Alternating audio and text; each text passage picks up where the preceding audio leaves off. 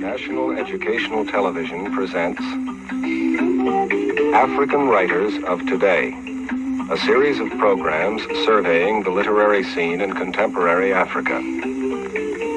Today we feature an interview with the Nigerian novelist Chinua Achebe. So Okonkwo, as you said, symbolizes, if you like, strength and aggressiveness. Now, these are some of the qualities that his people admired, and I wanted a character who could be called representative of this particular group of people. That was Chinua Achebe in a 1964 interview with Wale Soyinka and Louis Nkosi, answering a question on masculine energy in the Igbo society portrayed in his novel Things Fall Apart. Before we go on, this episode will contain spoilers, so if the novel Things Fall Apart is in your reading list, you might want to skip this. Do go listen to my previous episodes instead.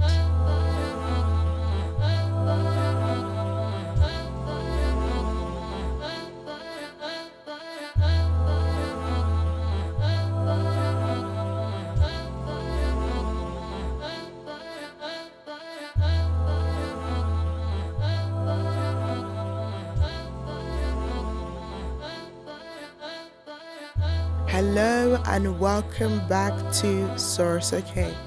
This is a podcast created to learn, understand and demystify life in Africa and Africans' life. Today we're unpacking the key themes in the award-winning novel Things Fall Apart, first published in 1958 by Chinua Achebe, a Nigerian novelist. With me today, I have an African literature enthusiast who will help us understand and demystify these key themes together. Okay, hello everyone. My name is Muwanguzi Daniel. I'm a lawyer, a financial administrator, and I do a lot of other things. But at my core, I have a keen interest in African literature in particular, because it is part of the things that identify me as an African and make me love my continent. Chinua Achebe is, he was a very avid critic of the colonialism that happened in Africa, and he helped open my eyes to the challenges that the colonized face. He used very broad themes in his books that went ahead to demystify and properly explain what happened under colonialism. So Chinua Achebe's most famous work, according to me, is Things Fall Apart. It is a 3-part series that starts with Okonkwo, then Okonkwo's son, and ends with Okonkwo's grandson. In this book, Chinua Achebe discusses 4 major themes and ideas. However, he goes ahead and discusses other themes. The first theme that he discusses is cultural identity and colonialism. He masterfully portrays the destruction of Igbo culture as they know it through Okonkwo's village, Umuofia. Umuofia, before the white man comes to Umuofia is portrayed as a very, very calm setting, an organized setting with a form of religion, justice, the economy of its own. For example, in the religion, we have the Egugu, who are the ancestral spirits who also serve as respected judges in the local disputes. You understand? So basically, the white man finds a system that is established, that has been there for multiple generations, that has grown and evolved and represented the ideals of the black man in Africa, in the Igbo village. And he comes around and establishes his own court system, not through appealing to the people that his own court system is better, but through using violence, through killings, through very many things. He establishes that his court is superior to the Ebubu system. In a pivotal scene, the Ebubu are humiliated when one of their sacred masks is destroyed by a British messenger. I want us to understand the subtleness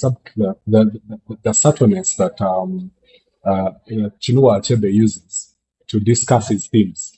In this part, if you look at it with a layman's eyes, you may see it as something that is very simple and very small. But a messenger were people who were not held in high regard in society, actually up to date. For example, in Africa, we have what we call office messengers. They're usually the lowest in societies. An office messenger destroying uh, uh, a mask that is held in high regard by the peoples of Umofia, I think is something that is very, very evident of the way that the colonial masters destroyed everything that defines us as Africans, from our way of clothing to our way of families, to our way of religions, to our way of life. They came and destroyed things so slowly that at first our forefathers did not even notice it. It is only in the present day and age, or after maybe like 50 years, that Africans started being awakened to the destructive nature of the white man. That Egugu were humiliated utterly in this book. They were shown that they have no power. They were shown that they have no place. They were shown that they were basically stupid and things that were supposed to be discarded. Mm. This act was symbolic of how colonialism disrespects and erases indigenous cultural practices, replacing them with foreign systems that lead to a fracture within the community as a people. Mm. The people in Umofia were forced to abandon their traditions for the new Christian faith, leaving the people who practice their religions, for example, like Okunku, being alienated. Imagine I come to your country. For example, recently I've seen the British having an uprising about the influx of Muslim immigrants in Britain. Uh, what is happening to them is something that happened to us, but for us it was brought with force. It wasn't brought in a subtle way. To the extent that up to date, a person who practices African traditional medicine in Africa is seen as someone who is evil, someone who is seen as someone who is of the lowest caste in the system. Achebe provides a nuanced depiction of the Igbo society before and after colonialism, which acts as a mirror of, of what happened when the colonialists came. Before we had a very organized society, but according to them, we were not civilized and we needed civilization. However, I want us to note that unlike other Pan Africanists, Achebe does not provide a romanticized version of the African society. However, he provides a society that is realistic, a society that has failures, a society that has its winnings, just like any other society. And he reminds us that despite the narrative that our societies were backward, they were stupid, they did not make sense, there were still societies nonetheless that made sense to the people that were around them. Remember, he details a vibrant society where customs, governance, and community are in harmony up until the white man enters the system.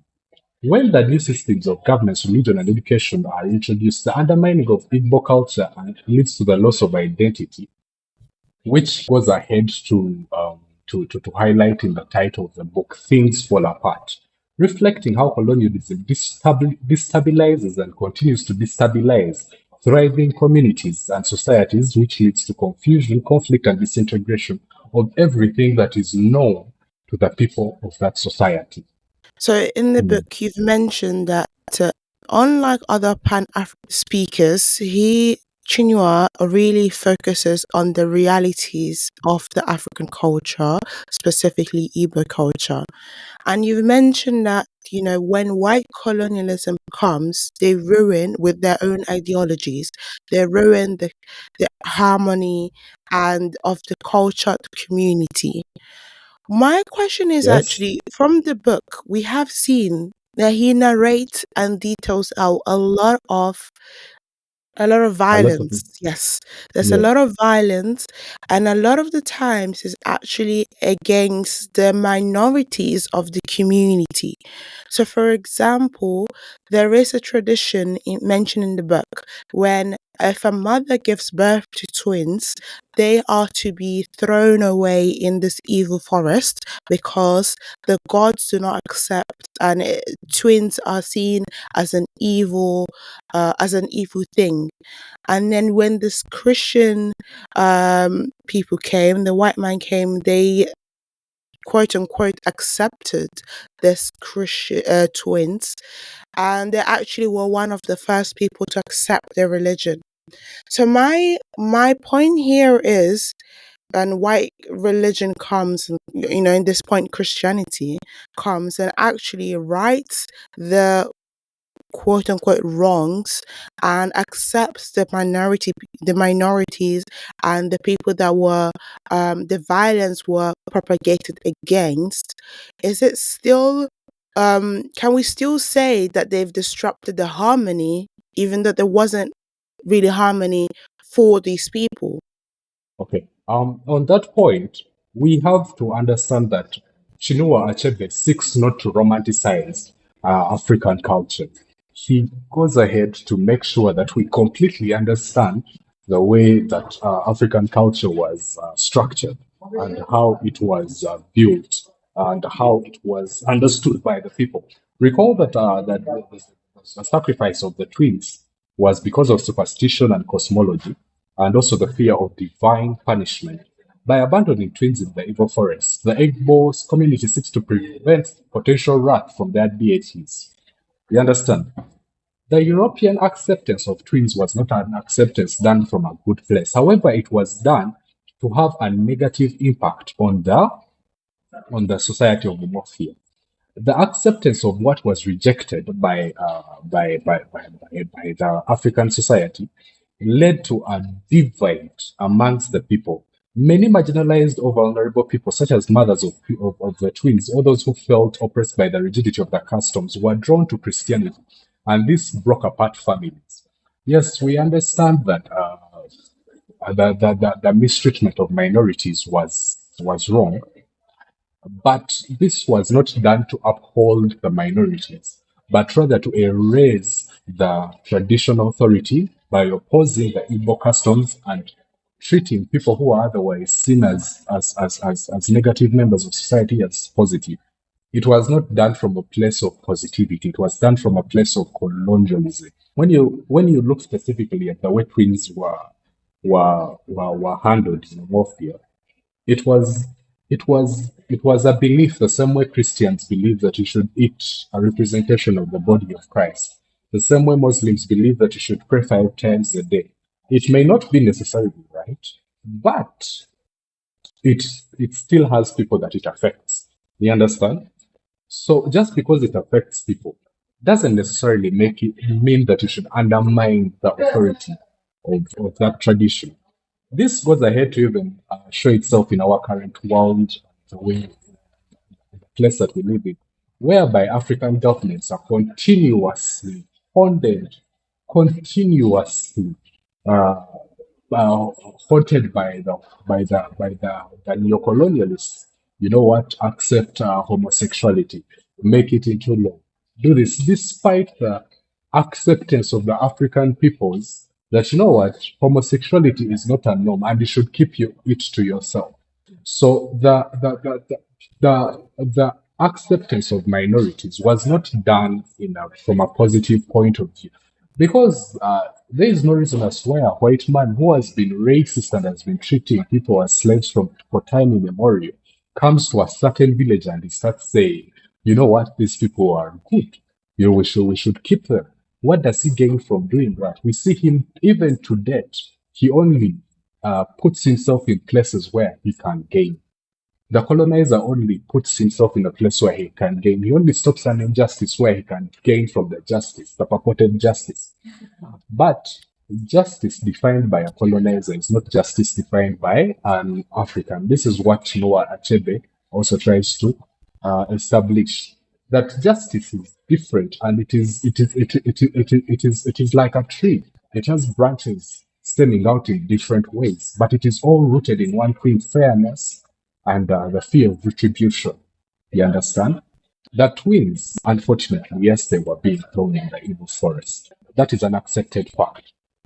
But the white man entering into this system and erasing it was not done because he loved the twins more than the people who gave birth to them. No, he entered into the system because he wanted to cause divide and undermine the traditional authority, thereby establishing himself as the overlord.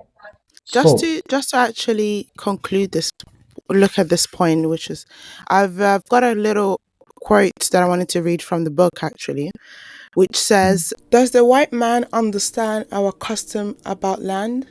How can he when he does not even speak our tongue?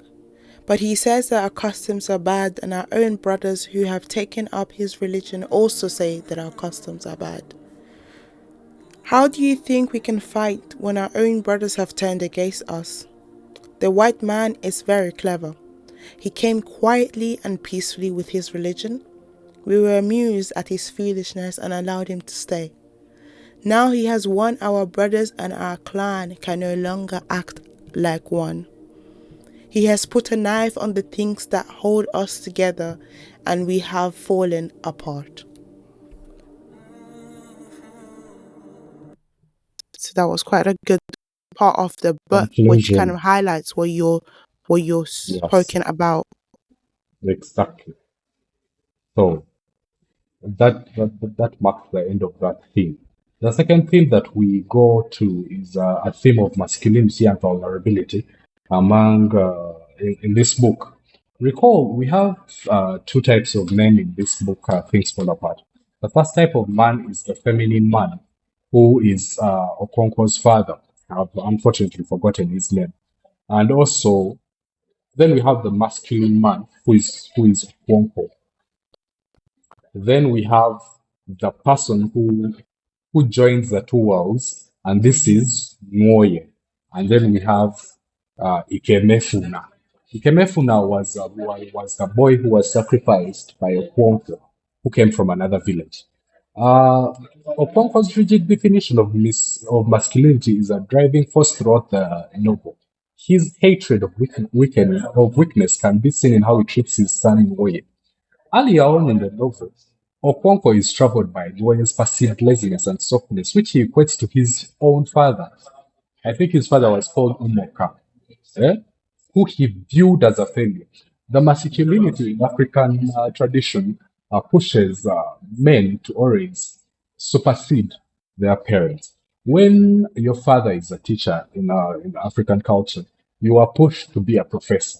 So Okonkwo pushes himself to become better than his father because he sees his father was a failure, and he is perturbed by uh, by by by his son's laziness and softness, which he equates to his father's laziness. In a significant example of this theme, Ikemefuna is sentenced to death by elders. Okonkwo shows his masculinity by, although he has been warned by the elders not to participate in the ceremony, despite him having strong feelings towards this boy. He was treating him like a son. He was hardworking. He was bright. He was everything that he had ever wanted in a son, and he saw himself through Ikemefuna. He goes ahead to show his masculinity, to boost his ego, to show his strength, to kill Ikemefuna. And to add insult to injury, so for him to show his strength, Okonkwo strikes the fatal blow himself. This is not an act of strength, but rather an act of cruelty, driven by his fear of appearing vulnerable. This pushes him to be emotionally isolated and shows that the African version of masculinity leaves no room for compassion or emotional expression, which is something that is negative and something that is bad for us as Africans.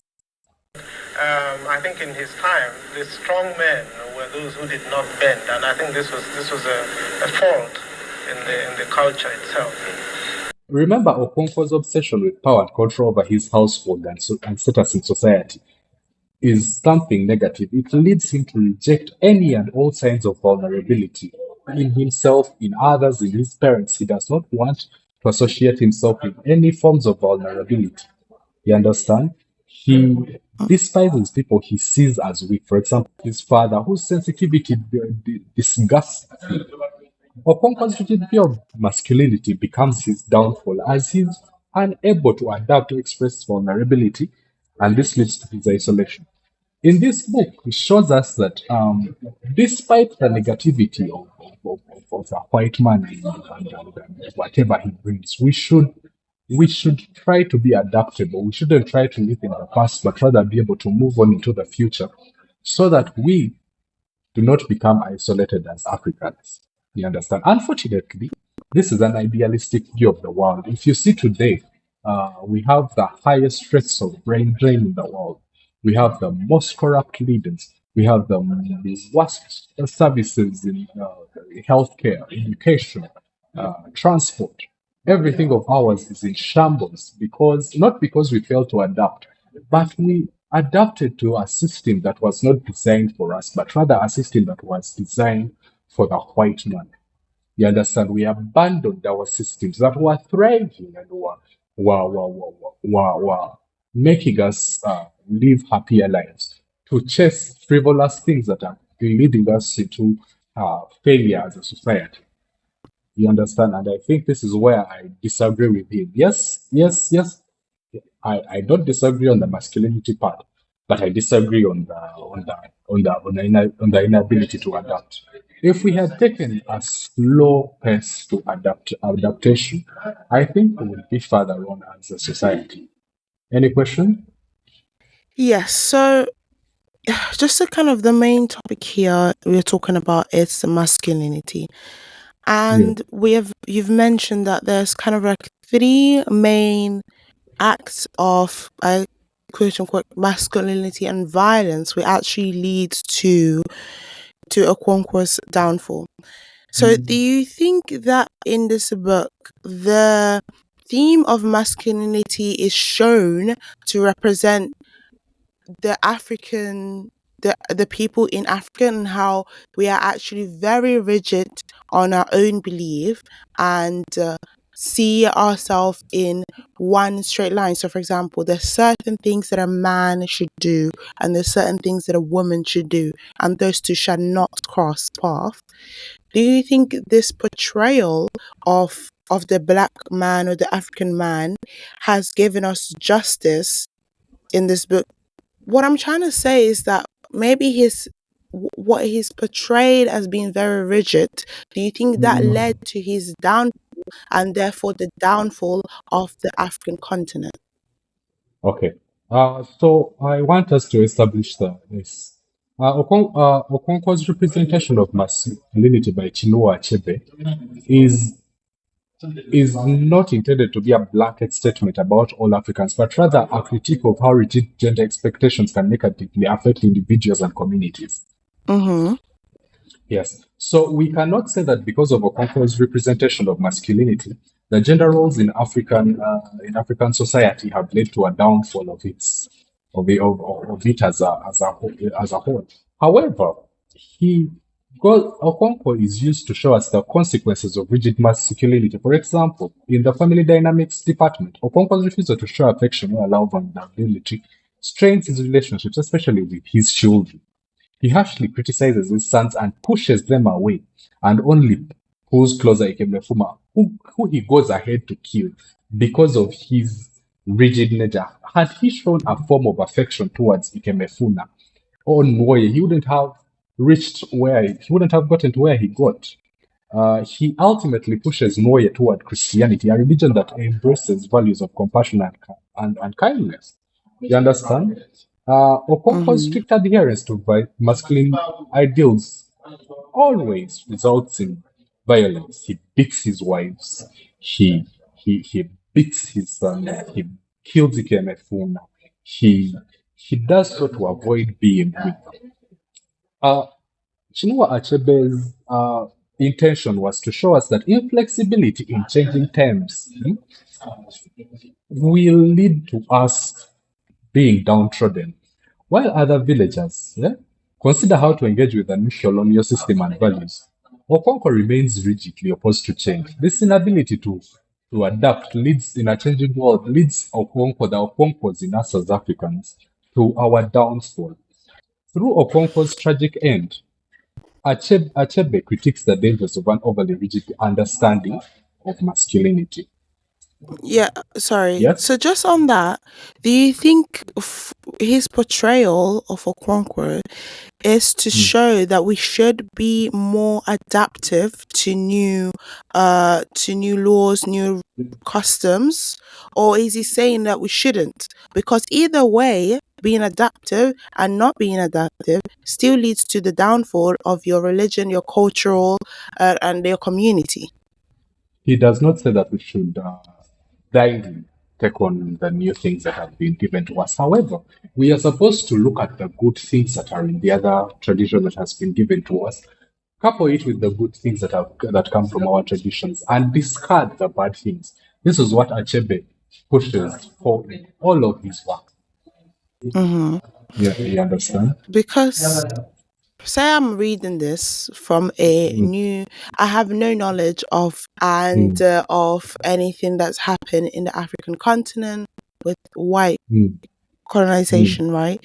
If I'm reading this from a blank space, what I can perceive, what I think I can perceive from this book is actually Yeah. how the African tradition, Igbo tradition, has produced violent man, rigid man, um, violent communities, violent traditions, and how the white man and bringing their Christianities actually saved these people by bringing a religion of love and a religion of acceptance. I feel like that's what I can perceive from reading this book. Well, of course, from a first time reading of this book, of Achebe's works, we see that he tends to showcase the African culture as something that is negative. However, this is in response to other African writers who tend to romanticize African societies. You understand? However, through the use of subtle cues in the books, he goes ahead to show us that, you know what, we need to take a second look. We need to look the second time for us to see how the white man, how colonialism has affected indigenous peoples across the world. Hmm. So that is his point. For example, in a certain scene, we see the eruption of a gun in a village meeting whereby there was no one touching the gun. A gun, remember, is a symbol of European imperialism, and it is going off without the presence of a European. He tells us to remember that at the back of our heads, that despite their absence, their propaganda, their activities, their everything about them is still felt to date in the African society. Do you understand me? Hmm. Yes. I think that's what he does not, he seeks not to romanticize the African societies, but otherwise humanize them because part of our humanity is our failures and our weaknesses. He seeks to make sure that we understand that despite the weaknesses of African culture, it should have been left alone or it should have been allowed to develop on its own. You understand? Mm. That is what Achebe seeks in his books. Yes. Um. I think, So just, I think just to on that point of it should have been left alone to develop. But we actually had a conversation with one of my other guests on another episode on developing our identity, where she actually explained that the white colonizers, they had their time to understand what works and doesn't.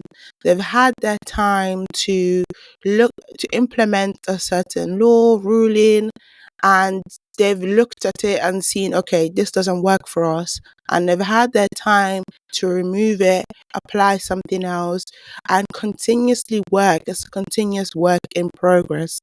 And so I think to align what you're saying, we should have had our time to look at what works and what doesn't in our own community and work towards changing that within ourselves, within our own community. And Exactly. certainly we would have gotten to the point where maybe twins won't be thrown in the forest because they are taught Yes. of being an evil thing. And Yeah. so I do completely agree that what's important here is that when I first read it, my first kind of thought was actually, you're showing the Igbo culture as being violent and very, very rigid. And then you're showing a juxtaposition within the Christian community being accepting, loving, and he talks about the God that loves and the God that is not angry, right? But then there was also Exactly. a scene where they were talking, and it actually showed that Yes. our God is actually not angry, and but we should have had our time to get to the point where we To would. understand ourselves as a people. That's what he pushes. That is what he pushes. He pushes that we should have had our time as as Igbos, as Baganda, as Zulus, as the Berbers, as the Egyptians, as the Tunisians, to develop ourselves, to develop our ideals, because he did not find a society of pastoralists.